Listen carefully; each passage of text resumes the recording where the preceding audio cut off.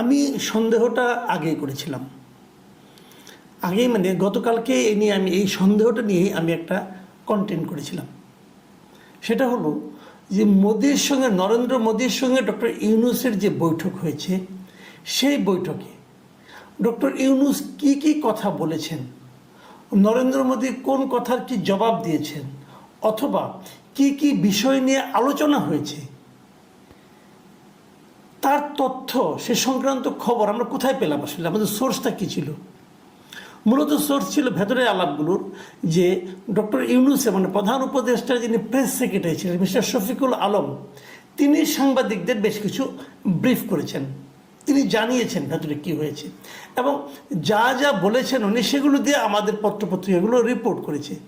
এবং সেই রিপোর্ট দেখে আমি কালকে বলেছিলাম যে আমার সন্দেহ হচ্ছে হয়তো এগুলো আলোচনা হয়নি, অথবা হলেও এভাবে হয়নি, হয়তো মিসকোট করা হচ্ছে, মানে যা বলেছিল সেভাবে বলছেন না, অথবা মিস্টার শফিকুল আলমের যে ব্রিফিং মানে উনি যেভাবে জানিয়েছেন সেখানে কিছুটা গ্যাপ রয়ে গেছে, এইভাবে হয় না। আমি আমার কমন সেন্স থেকে বলেছিলাম এভাবে হয় না, এইভাবে হওয়ার কথা না। আমারও যৎকিঞ্চিত অভিজ্ঞতা আছে সাংবাদিকতার, যে বলেছিলাম আমি, এবং আমি সেই সঙ্গে এটাও বলেছিলাম আমার এই সন্দেহ হওয়ার কারণে আমি কিন্তু কালকে ভারতের সমস্ত মিডিয়াগুলো চেক করেছি, এবং কোথাও আমি শফিকুল আলম সাহেবের বক্তব্যের প্রতিধ্বনি দেখতে পাইনি। ওই অ্যাঙ্গেলে কেউ কথা বলেছে বলে আমি কোথাও পাইনি। এখন এটা তো ভাই যুদ্ধ না, কোনো একটা আলোচনা, দুই দেশের সরকার প্রধানের আলোচনা। এখানে কিন্তু কেউ জিতবে কেউ হারবে, এটা জেতানো হারানোর বিষয় কিন্তু না, এটা কিন্তু ফুটবল খেলার ধারা বর্ণনা নয়, যে মনে করেন একটা শক্ত দলের বিরুদ্ধে আমাদের দল খেলছে, আমাদের দল একবার দুবার আক্রমণের দিকে বলটা নিয়ে গেল, ওটাকে আমরা ফুলিয়ে ফাঁপিয়ে বিশালভাবে বললাম, আর এর মাঝে যে আমরা 6 বা 7 বার গোল খেয়ে গেছি এটার কাহিনী আর আস্তে আস্তে করে বললাম। এটা কিন্তু ওই জিনিস না রে ভাই, এটা বুঝতে হবে, এবং কূটনীতির ভাষাও জানতে হবে। যারা কূটনীতির ভাষা জানেন তাদেরকে নিয়ে এগুলি ব্রিফিং করাতে হয়, অথবা তাদেরকেই নিয়োগ দিতে হয়। এটা এত সহজ না কাজটা। আমাদের শফিকুল আলম সাহেব যে কথাগুলো বলেছিলেন কালকে সেই নিয়ে বললাম, এবং কালকে আমি দেখিয়েছি, বলেছি যে ভারতের একাধিক পত্রিকা বলেছে যে এই কথাগুলো বলেছে বলে বাংলাদেশের পত্রিকা দাবি করেছে। আপনাদের মনে আছে কালকে আমি আনন্দবাজার পত্রিকার একটা ক্লিপ দেখে একটা মানে হেডলাইনে আপনাদেরকে পড়ে শুনিয়েছিলাম। সেখানে কি বলা হয়েছিল? সেখানে বলা হয়েছিল, দেখুন শুনুন, আমি আবার পড়ছি, যে ভারতে আশ্রয় নেওয়া হাসিনাকে প্রত্যর্পণ নিয়ে আলোচনা হয়েছে মোদি ইউনূসের, দাবি বাংলাদেশের। মানে এ ধরনের একটা আলোচনা হয়েছে বলে বাংলাদেশের দাবি। বাংলাদেশের কী দাবি করেছে? শফিকুল আলম দাবি করেছেন, এবং তার দাবির প্রেক্ষিতে প্রথম আলো রিপোর্ট করেছে। আসলে কি দাবি হয়েছিল? এটা নিয়ে কালকে আমার সন্দেহ ছিল, এবং কালকে আমি আমার এই জন্য আমি লিখেছিলামও যে আসলে কি আলোচনা হয়েছিল। দেখুন, এই কথাগুলি এত বড় ভূমিকাটা আমি দিলাম এই কারণে যে আজকে আমরা কি দেখলাম। আজকে আমরা দেখলাম ভারতের একাধিক পত্রিকা, আমি কোনো বাংলা পত্রিকা এবার আজকে কোনো চেকই করি না, দরকার মনে করি না, বাংলা পত্রিকা দরকার নাই, কারণ বাংলা পত্রিকা কলকাতার সাংবাদিকতা নিয়ে অনেক কথা বলেন, বাদ দেন, দরকার নেই। আমি ভারতের একাধিক ইংরেজি পত্রিকাকে আমি আজকে দেখছি, এবং তারা যে শিরোনাম করেছে ভয়াবহ শিরোনাম। আমি আপনাকে একটা জিনিস খেলে একটা শিরোনাম পড়ে শোনাই। একই ধরনের রিপোর্ট কে করেছে? Times of India, India today, the economic Times, এরা সবাই কিন্তু এই ধরনের নিউজ করেছে। এমনকি এএনআই, ভারতের একটা সংবাদ মাধ্যম এবং খুব গুরুত্বপূর্ণ সংবাদ মাধ্যম এটা, এএনআই এর এই রিপোর্টের হেডলাইনটা কী আছে শোনেন। হেডলাইন হলো যে account of press secretary to Bangladesh chief adviser on PM Modi Yunus meeting is mischievous, politically motivated source। মানে এটা যদি আমি বাংলা করি, বাংলায় এমন দাঁড়ায় যে প্রধানমন্ত্রী মোদি এবং ইউনুস বৈঠকের বিষয়ে বাংলাদেশের প্রধান উপদেষ্টার প্রেস সচিবের বক্তব্য দুষ্টুমিপূর্ণ ও রাজনৈতিক উদ্দেশ্য প্রণোদিত। দুষ্টুমিপূর্ণ। আমাদের প্রেস সেক্রেটারি সম্পর্কে এ ধরনের বিশেষণ যখন বিদেশি একটা পত্রিকার রিপোর্ট শিরোনামে আসে, আমাদের শুনতে ভালো লাগে? এটা কিন্তু শফিকুল আলমকে কেবল বলা হচ্ছে না, এটা বলা হচ্ছে বাংলাদেশের তাবৎ মিডিয়া সেন্স সংক্রান্ত বিষয়ে এই আলোচনা করা হচ্ছে।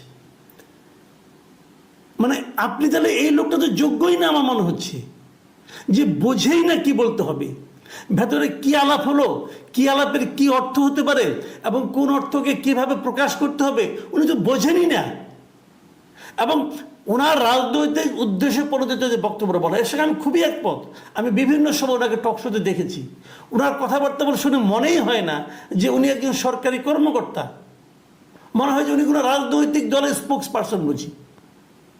এটাকে একটা পলিটিক্যাল গভর্নমেন্ট, তো ওনার বক্তব্য এমন হবে কেন? এই লোকটা আবার দেখলাম মাঝখানে সচিব থেকে নাকি সিনিয়র সচিব হয়ে গেছেন। মানে হচ্ছেটা কি, কি ধরনের লোককে কোথায় বসাতে হবে? আমি শুরু থেকে বলে আসছিলাম যে ডক্টর ইউনূসের প্রধান সমস্যা ছিল উনি জানেন না কাকে কোথায় বসাতে হবে, উনি জানেন না কাকে কাকে নিতে হবে।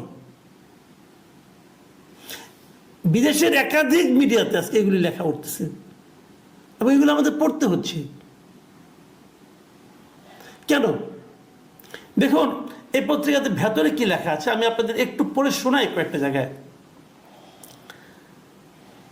সেই জায়গাগুলি যেমন ধরুন একটা জায়গায় যে sources said there is no basis for the observation made by the press secretary on the extradition request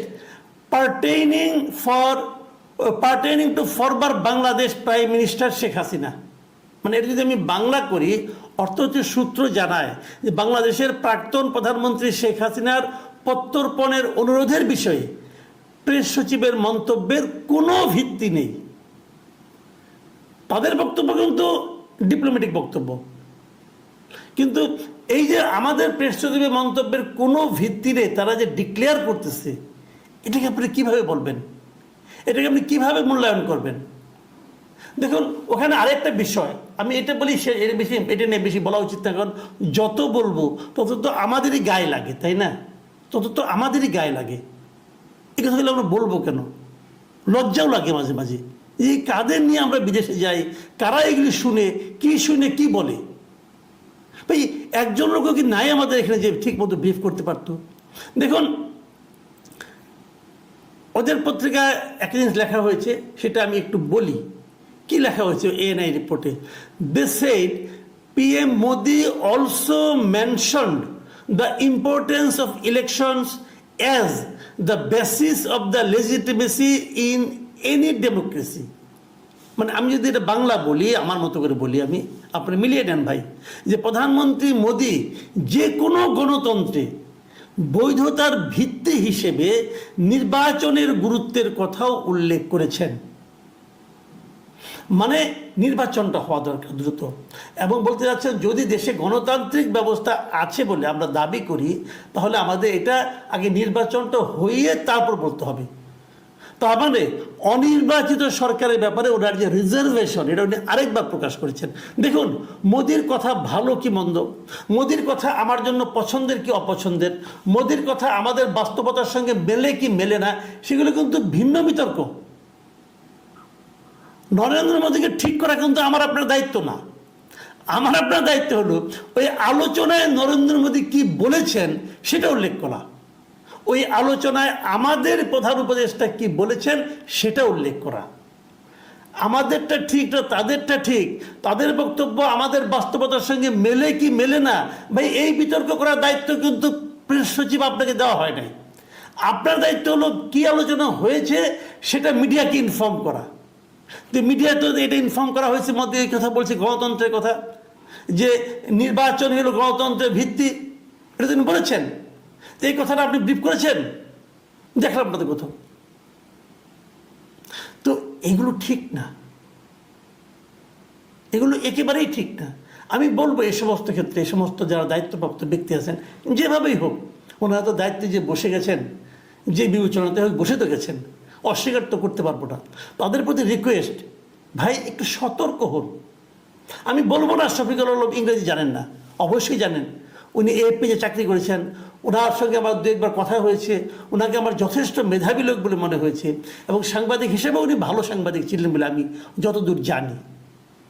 কাজে উনি জানেন না, বুঝেন না তা না, বুঝেন, বাট সমস্যাটা হলো কি, মোটিভেশনটা, এই পলিটিক্যাল মোটিভেশন, এটা ঠিক না। আপনি এটা পক্ষ নিয়ে নেন না, আপনি নৈর্ব্যক্তিক থাকেন। আপনি কিন্তু সরকারের কর্মচারী, কোনো দলের কর্মচারী নন, কোনো একটা আদর্শেরও কর্মচারী নন। এই জিনিসগুলো মাথায় রাখতে হবে ভাই। হ্যাঁ, বিপ্লব একটা আদর্শ, ওই আদর্শ তো অবশ্যই আমরাও আছি, সেটাও এক জিনিস, কিন্তু তার মানে কিন্তু এটা নয় যে বিপ্লব বলে নাই যে নির্বাচন করা যাবে না, নির্বাচনের মাধ্যমে গণতন্ত্র আনা যাবে না। বিপ্লব বলে নাই যা আলোচনা হয় না তা বলতে হবে, তাও কিন্তু বলে নাই।